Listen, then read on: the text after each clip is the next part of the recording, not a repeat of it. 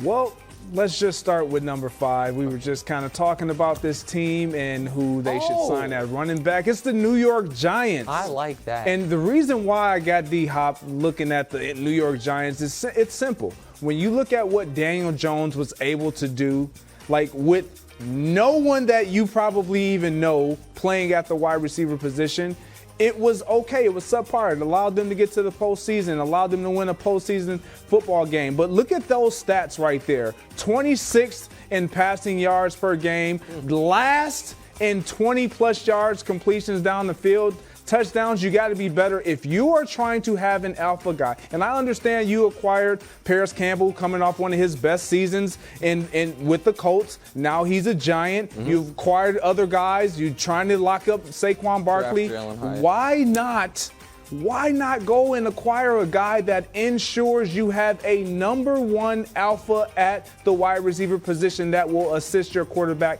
taking the next step? I like D-Hop with the New York Giants. He improves their offense immediately.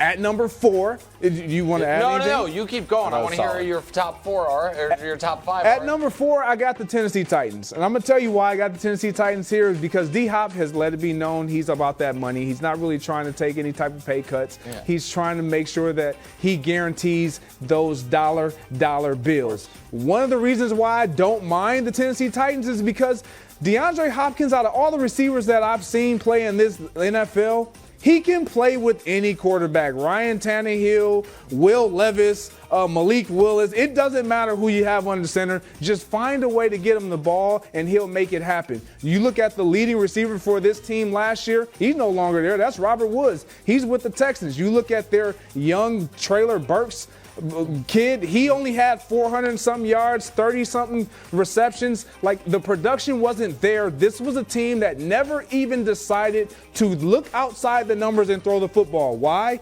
Because they didn't like what they saw. If you want to like what you see, get a guy like D-Hop, put him outside the numbers, and let your quarterback just throw the ball up. He'll make plays for him. At number 3, who is it? Wilds. Don't do it. Absolutely. I got to do it. The New England Patriots, again. Hey! You talk about a team that D-Hop can just go there and make a quarterback better. What other team would not like to have that? Exactly. Your Patriots. Bailey Zappi being probably their starter in week 1. I know Mac Jones, like, again, their leading receiver, Jacoby Myers, he's gone. He's with the Raiders. Yep. Like, these are teams that can immediately have a guy at number 1. I know you acquired Juju Smith-Schuster coming over from Kansas City. He gives you production. He gives you a solid possession receiver, but he's not going to make a big splash when you talk about Mac Jones at the quarterback position. We've seen Juju Smith-Schuster try to fill those number 1 receiver voids. When Antonio Brown left, it didn't work well. He's not a number 1 guy. I love his production. When he has a number 1 guy, bringing a guy like D-Hop, you ensure that your quarterback is going to take a step at least close to the right direction. Who could be ahead of the Patriots? Right. At number 2, the Buffalo Bills. Oh, wow. Look, I understand D-Hop is not trying to take any discounts. Too cold. However, it's not even about it being too cold. When you look at why they don't even have their number 1 receiver in the building, that guy being Stephon Diggs, it's his level of frustration with what's going on with the guy that's his sidekick, or supposed to be a sidekick. Gabe Davis, a guy who I actually liked going into last season, but did not, even though the numbers are decent as far as yards and touchdowns, but the 48 receptions, the inability to take pressure off a 1,400-yard receiver in Stephon Diggs. Not that Stephon Diggs needs you to take some pressure off of him, but last time we saw the Buffalo Bills, what were they lacking? Guys to get the ball to. Outside of Stephon Diggs, that was it. If you bring in a guy like DeAndre Hopkins, you ensure you're going to give defenders and defensive coordinators problems, because now you got to choose. Who are you going to try to stop? D-Hop, Stephon Diggs, Josh Allen with the biggest arm in the National Football League and running the ball. That was a little jab at Nick. All right, but Nick, who's number 1? Number 1, I know you might not be a fan of this because you feel like your Kansas City Chiefs got it all under control, but I like the Kansas City Chiefs, and I'm going to tell you why. I'm going to throw you a little bone here. Please. Just to jumpstart your three-peat. Oh, there it is. That's why we got D-Hop going there. Jumpstart Nick's three-peat. Look, DeAndre Hopkins automatically, in my opinion, will ascend the Kansas City Chiefs. Not that they need it, to the Super Bowl. They just won the Super Bowl. They just won, and they want to go back to back. Yeah. You listen to Nick. They can three-peat. It's a guarantee. You get a guy like D-Hop. I understand your point of allowing some of these young guys to take a step in the right direction and get more playing time and expose them to that. However, it's about winning and winning now. And your window doesn't grow. It starts to shrink. It starts to close. If you get a guy like DeAndre Hopkins, pair him with Travis Kelce, Patrick certainly Mahomes, where DeAndre wants guarantees. to go. I mean, we know where he doesn't want to go, and those are the two teams that have offered him, but that he won't had sign a delightful visit. Okay, it was a month ago, and he still hasn't signed. Can I? Chris Jones signed? Well, he's on the roster. He literally is signed. He just hasn't. He literally yes. All right. Can I? So I thought the Giants were an interesting one. Because we talked all year about how they didn't have receivers. And Kadarius Toney, who could he play for and win a Super Bowl? But they got rid of him. Richie James gone. Now, they did draft Jalen Hyatt, but I would almost think you would want him to learn from a veteran as well. So I like that. There are two teams you didn't mention that I'm going to throw out you, get your take on. And then Wilds can go wherever he wants to go on this. One is Cleveland. And it is not just because Deshaun Watson is there, and obviously he was awesome with Deshaun, but it's because they don't have a true number one, in my opinion. Go ahead.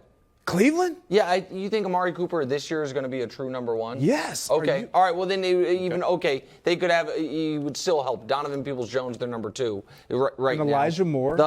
So you don't think they could use? I'm not saying they couldn't use Deshaun Watson or DeAndre Hopkins. Yep. The relationship is something that I feel like will be more enticing. Sure. Because of their experience with one another. I just feel like I feel like if you're the Browns, you gave up all that for Deshaun. Last year was a disaster. And if you're Stefanski, you have to win immediately. Like this could, and so they are incentivized to be more of a microwave it all in. And the one other team, you mentioned this team actually, is the Las Vegas Raiders, in that you have Devontae, who's awesome. You have Renfro, who is a very good slot receiver.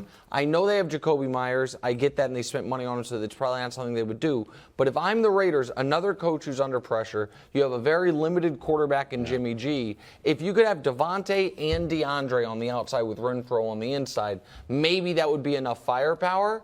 But those teams haven't been connected to him. But those were two of the teams that I would, if I were running them, I would at least kick the tires on DeAndre Wilds. Oh, I thought that was great.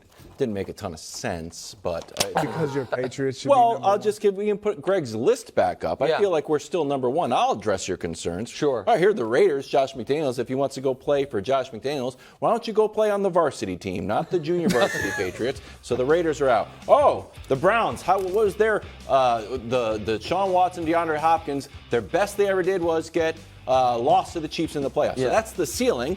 So that doesn't work. And if you're big on relationships, why don't you go back with your old coach, who's now the offensive coordinator of the Patriots, and, by the way, is looking up to the greatest coach of all time. And then when we look at Greg's list that all of a sudden went down, you start off by saying, you know what, these teams have a little bit of cash to spend. Well, the Chiefs don't have any money.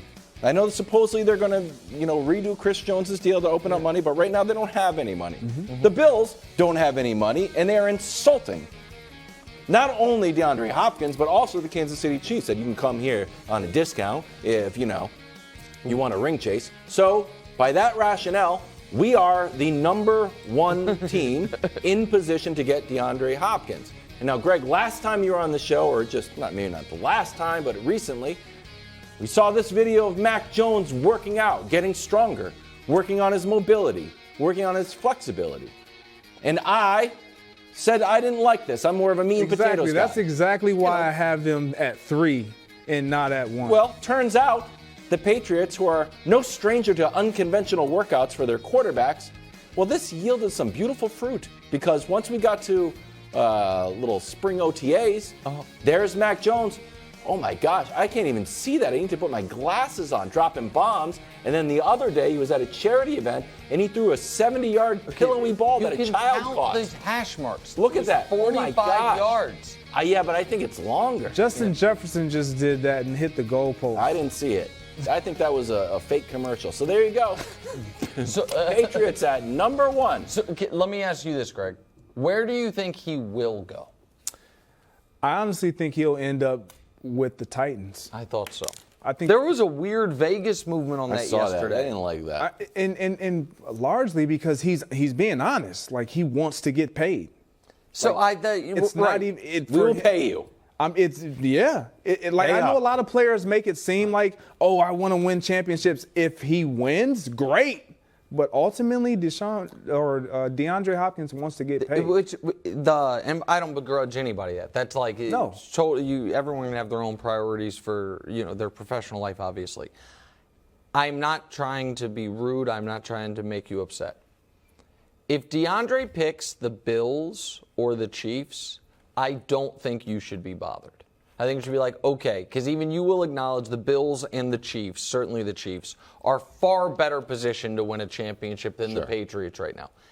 If DeAndre picks the Titans, that wouldn't be great. I think it would be devastating if you're the Patriots. Because I would imagine the money's around the same, and then that would be picking Tannehill/Levis over Max/Zappe. We just have to pay up. We just have to pay up.